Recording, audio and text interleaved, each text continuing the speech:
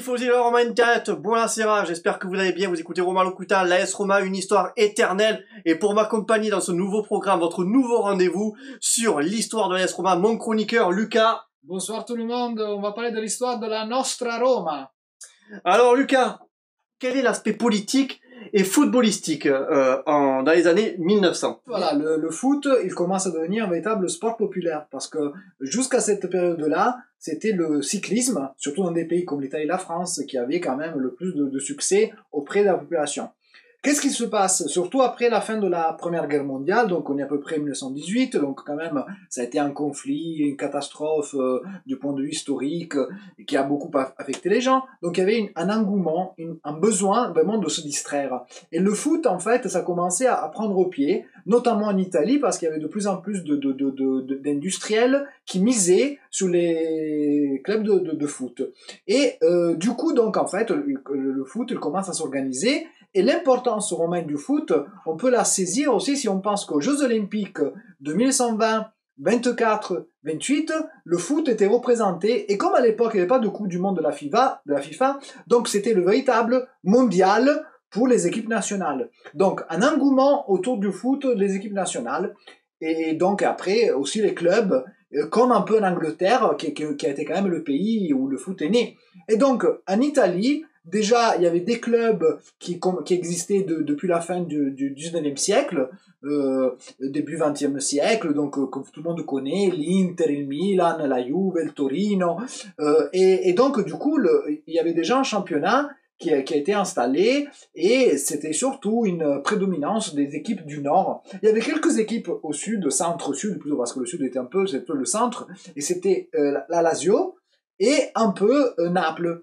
Donc, mais nous sommes, voilà, ça c'est important, en Italie, c'est le moment où l'Italie, c'est la première fois où elle est vraiment unifiée, et donc, et en plus, il y a un régime, une dictature à cette époque-là. Donc, la capitale est Rome. Donc, on est sur une dictature, en Italie, c'est le fascisme. C'est le fascisme, comme il y avait en Espagne Franco, en fait, comme il y a eu après en Allemagne Hitler.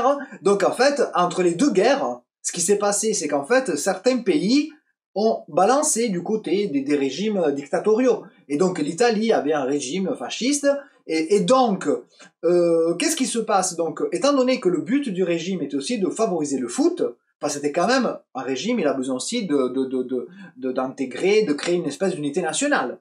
Et donc, il y a une valorisation du football, et donc il y a des clubs qui commencent à pousser un peu de partout. Et qu'est-ce qui se passe? Parce qu'en fait, la capitale, c'est quand même, dans un pays important, la capitale n'avait pas un grand club de foot. Il y avait plusieurs clubs mais disons, il n'y avait pas un club qui pouvait contraster les équipes du Nord, parce qu'à chaque fois, les finales, c'était entre des équipes de la Lombardie, du Piémont et de la Ligurie, parce que le foot était vraiment dans cette partie-là. Et donc, il y a eu l'idée, qui a commencé en fait à naître, de créer un club avec le nom de la ville de Rome, et parce que ça n'existait pas, parce que pourtant il y en avait plein, mais aucun n'avait eu l'idée de s'appeler Roma. Et alors du coup, comme tu dis, depuis 1900 il existe beaucoup de clubs à Rome, et là donc du coup, en 1927, trois clubs décident de fusionner. Oui.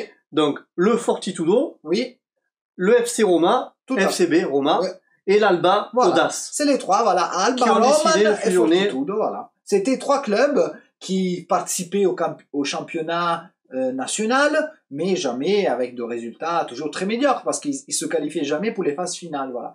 Et donc du coup, il y a cette idée en fait, de fusionner, et ça va de soi. La Lazio aussi, puisque elle faisait partie des clubs de la ville. Mais la Lazio, je rappelle, c'était pas qu'un club de foot, c'était une polysportive. Donc en fait, ils avaient d'autres sections. Donc le foot, il était peut-être une des sections principales, mais pas la seule. Donc à Lazio, c'était une polysportive. Après, à Lazio, pour des raisons que nous, on connaît pas, ils ont préféré ne pas s'intégrer. Mais comme je le rappelle à chaque fois, en Italie, comme en Angleterre, il y a la tradition où il y a des villes avec deux clubs. Milan, Turin, Gênes, même Vérone. Vérone, ils ont le Chievo et Vérone. Ouais. Donc du coup, dans l'esprit des Italiens, on pouvait concevoir deux équipes dans une même ville. Voilà, c'est ce qui s'est passé. Le 7 juin 1927, l'AS Roma, c'est la date officielle de création du club. Voilà, où en fait, si on veut, les propriétaires, les dirigeants des trois clubs, ils ont trouvé un accord. Et donc, il y a eu, si on veut, une espèce de signature.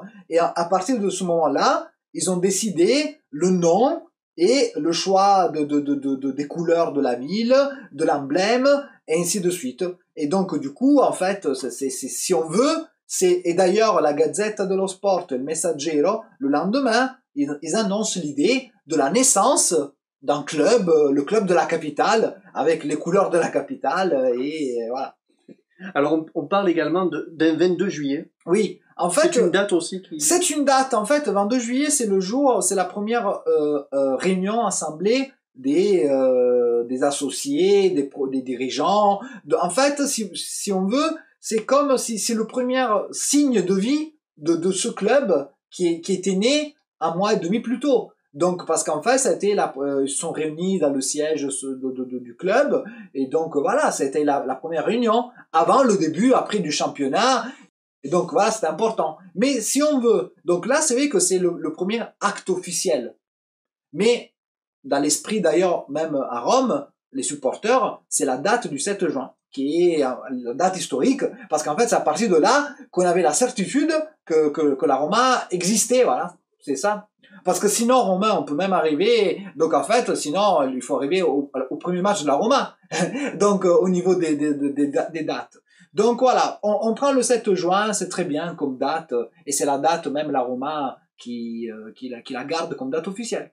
Donc on retiendra un nom qui est à l'origine de cette fusion, oui. Italo Foschi, qui est du coup le premier président de l'AS Roma. Tout à fait, oui, voilà. C'est donc, on a toujours besoin comme un espèce d'ancêtre, de quelqu'un qu'on met à la tête du début d'une histoire. Et donc, c'est lui, en fait, le premier président. Mais qui, en fait, voilà, Romain, faut comprendre que, à l'époque, la Roma, c'était vraiment une volonté de toute une ville, c'était même un but, en quelque sorte, aussi politique. Donc, de créer, voilà, Italo Foschi, c'était tout simplement le représentant, le porte-parole de ça, donc parce qu'il fallait bien quelqu'un, une signature officielle, mais en fait derrière tout ça, il y avait vraiment toute une ville qui voulait ce projet, et donc c'était vraiment un projet populaire. Et d'ailleurs après, il suffit de voir le succès, parce que toutes les couches, surtout populaires de la ville, ont en fait tout de suite intégré, participé et accompagné surtout la Roma dès le début. Oui. Choix des couleurs, rouge pourpre, le doré de Rome, le symbole du SPQR du Sénat, Senatus Populusque Romanus, voilà, avec la louve, et la fameuse louve, le symbole. La Roma veut vraiment s'imprégner de la ville. Tout à fait, c'était vraiment c'était la volonté de une équipe avec les couleurs de la ville, donc le jaune et le rouge, c'est de nos jours encore les couleurs de la mairie de Rome, dans les cuissons, dans les emblèmes, et après, la louve, symbole en fait de Romulus et Rémus, donc la naissance de Rome, la fondation, Romulus a été le premier roi, donc le fondateur de la ville, et donc voilà, ça voulait vraiment récupérer à la fois les couleurs, l'histoire, et voilà, et on met la louve, qui est quand même symbolique de toute la ville de Rome. Voilà, c'est un espèce c'est un animal, mais protecteur de la ville, voilà. Un joueur qui rejoint du coup le club à sa création, qui est une bandiera du coup. C'est Attilio Ferraris, appelé Ferraris IV, parce que c'était le quatrième d'une famille de footballeurs, hein. Et donc qui sera sacré champion du monde en 34 avec l'équipe nationale, et le véritable capitaine de cette équipe romaniste. En 1927, il était déjà là. Hein. Alors, en fait, il fallait bien prendre des joueurs qui allaient représenter le club, et donc des joueurs symboles, parce qu'en fait la Roma a toujours eu besoin de trouver des joueurs issus vraiment des couches populaires de Rome. Et Ferraris Quarto, c'était vraiment un exemple. Et d'ailleurs, voilà, si vous avez tous à l'esprit cette espèce de scénographie organisée par le virage sud, lors du derby terminé 2-2 de 2015, où Totti avait fait le doublé avec le selfie, donc il est très célèbre. En fait, avant... On voit le portrait. On voit les portraits, en fait, de toutes les bandières, donc c'est-à-dire de tous les joueurs symboles représentatifs de l'histoire de la Roma, et qui étaient entre autres certains même des capitaines, et il y avait Ferraris Quarto, voilà. Et De Rossi l'a dit que lui, de voir son visage au milieu de ces bandières de la Roma, c'était pour lui sa plus grande fierté. Donc De Rossi, il avait été touché de voir aussi, bon, il y avait Totti, Giannini, en fait il y avait tous les joueurs mythiques qui ont vraiment marqué l'histoire de la Roma, et par leur engagement sur le terrain, et par leur amour, voilà. Très bien. Alors, Lucas, 27-28, elle remporte un trophée. Oui. Et un trophée quand même très important. Oui, très important. Bon, pour l'époque. Pour l'époque, en fait, voilà, on rappelle, voilà, c'était une époque où il y avait, en fait, un championnat, et après, dans le championnat, il y avait une phase finale, où il y avait, en fait, les trois meilleures équipes de chaque poule, parce qu'en fait, à l'époque, le nom, c'est la Coppa Coni. La Coppa Coni, voilà. Le CONI, c'est le Comité Olympique National Italien. Donc, en fait, c'est quand même, quelque chose, c'est quand même le ministère des Sports qui l'organisait. Donc, c'était quand même officiel. Mais, après, c'est vrai que c'était une espèce de trophée, entre guillemets, de consolation pour les équipes qui n'avaient pas participé à la phase finale du championnat. Mais à la phase finale, il n'y en avait que 6. Parce qu'en fait, 3 de chaque poule. Et donc, du coup, après, il restait 14, plus ou moins, équipes qui n'étaient pas qualifiés. Et donc, étant donné que la saison n'allait pas s'arrêter comme ça pour les autres, donc ils ont décidé de créer cette Coppa Coni qui existait déjà l'année précédente. Et donc après, ça a été, on l'a vu même en cette année où la Roma a participé. Et la Roma, une première participation, première victoire sur en plus une finale épique contre Modène. Parce que voilà, il y a eu besoin de alors, c'est rigolo, il y a eu 3 matchs. 3 matchs. Pour cette époque-là. Pour cette époque-là, ouais. C'était des matchs, parce qu'en fait, à l'époque, il y avait les matchs replay. Et donc, en fait, comme il n'y avait pas les tirs au but, donc, du coup, match nul, à l'aller, même pas aller, première fois, match nul. Deuxième fois, match nul avec la Roma qui égalise à 5 minutes à la fin. Donc, voilà, ils sont revenus au score, tant mieux. Match final, voilà. Aux prolongations. Et pour l'anecdote, en fait, la Fédé avait proposé aux deux équipes en fait, de gagner, d'emporter en fait, qu'il y ait 2 vainqueurs, mais les 2 équipes ont dit non, nous, on veut se battre, et donc, on n'aime pas, on appelle ça, c'est une périphrase latine, ex aequo, c'est-à-dire qu'en fait, les 2 sont bien égalité, donc en fait, il n'y a pas de perdant, mais voilà, donc pour l'esprit du jeu, il faut qu'il y ait un vainqueur, et donc ils ont décidé pour un 3e match, et la Roma, prolongation, et on parle, les chroniques de l'époque, quand l'info est arrivée, parce que bon, il n'y avait pas la télé, donc ça marchait parfois par télégramme, par la radio, donc on est vraiment dans une période où pour nous c'est difficile de comprendre. Et en fait, ça a été déjà, il y avait des scènes de joie dans la ville, et donc voilà, donc même une coupe, on peut appeler ça une consolante, a quand même déclenché un engouement populaire, et qui a été un peu le fil rouge de notre histoire, quoi, l'amour du peuple, voilà. Lucas, merci. On va se quitter sur ta dernière phrase, l'amour d'un peuple. Chers auditeurs, j'espère que ce premier épisode de Roma Locuta, l'AS Roma, une histoire éternelle, vous a plu. N'hésitez pas en commentaire à lâcher votre avis pour savoir ce que vous en avez pensé. Merci à toi, Lucas, pour toutes tes connaissances. Mais c'est un plaisir de partager avec toi, Romain, mes connaissances sur la nostra Roma. Merci, Lucas. On se retrouve très prochainement pour un épisode 2 de Testaccio à Flaminio, plus d'une dizaine d'années dans ce stade mythique. Et je sais que tu as des choses à dire là-dessus. Chers auditeurs, cette vidéo est en partenariat avec amouroma.fr, les réseaux sociaux AS Roma francophone et le site internet, le mythique site internet de asromaultra.org, où il y a toute l'histoire, tout est référencé en italien et en anglais, des journaux, des images historiques. Donc voilà, n'hésitez pas à aller sur le site. On est en partenariat avec eux. Voilà, si vous voulez vous documenter sur la AS Roma. On se quitte avec l'anecdote de Davy. Davy, 100% Romanista, c'est à toi. Merci à tous. Ciao, à très bientôt. Amis romanisti, amoureux de l'histoire de la Roma, bonjour. Alors, pour ce premier épisode, je vous propose de revenir sur le palmarès de la jeune Roma.